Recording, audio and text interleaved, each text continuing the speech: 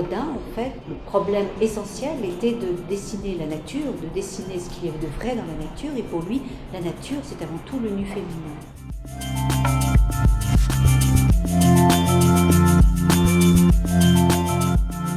Rodin doit inventer un nouveau dessin. Il est confronté en fait à ce problème de comment dessiner un nu de façon non académique. Pour cette saisie du modèle original et singulière, il va trouver finalement un procédé qui est tout à fait nouveau, qu'il met au point et qu'il va appliquer tout au long de sa carrière de dessinateur, qui est ce dessin instantané. C'est un dessin qu'il fait de façon extraordinairement virtuose, en regardant, en laissant son modèle nu prendre tous les mouvements possibles et imaginables dans son atelier. Dès qu'il y a une attitude qui lui semble, ou un geste qui lui semble particulièrement ou nouveau ou intéressant, il se précipite sur sa feuille de papier et en quelques instants, et sans quitter des yeux son modèle, il dessine sans jeter un seul coup d'œil sur sa feuille de papier.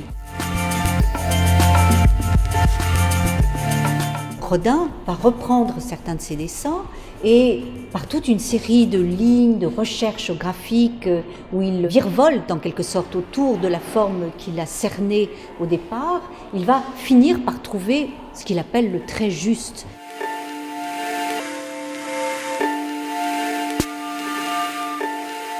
Ensuite, dans un troisième temps, en quelque sorte, il va vouloir épurer ses dessins, les synthétiser, et pour cela, par l'intermédiaire sans doute d'une opération de calcage, il ne garde qu'un seul trait. Pour donner peut-être un peu plus de poids et de pesanteur à ce corps, il le balaye en fait d'une couleur bistre ou rose.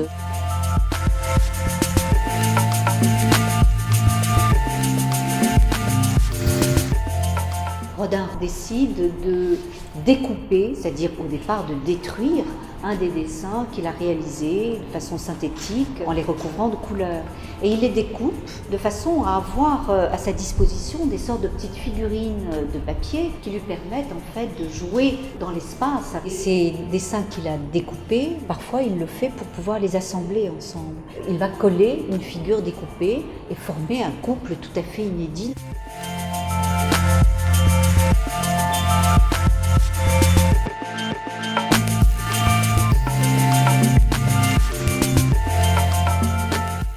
Cette partie consacrée à la couleur est pour nous sans doute la plus extraordinaire, la plus étonnante et je pense celle qui va le plus surprendre les visiteurs parce qu'on ne s'attend pas à autant de couleurs dans les dessins de Rodin et que nous avons isolé ici un ensemble de dessins fortement colorés qui montrent que Rodin est très proche de la peinture à l'automne de sa vie. Il utilise des coloris extraordinaires, une couleur qui est une couleur pure, des rouges intenses, des bleus, des verts. Peu à peu, on va voir cette couleur incroyablement audacieuse inonder en quelque sorte les feuilles de papier de Rodin et finir par submerger complètement le dessin initial. Et donc cet art de la couleur qui place Rodin en quelque sorte dans les courants les plus modernes du XXe siècle.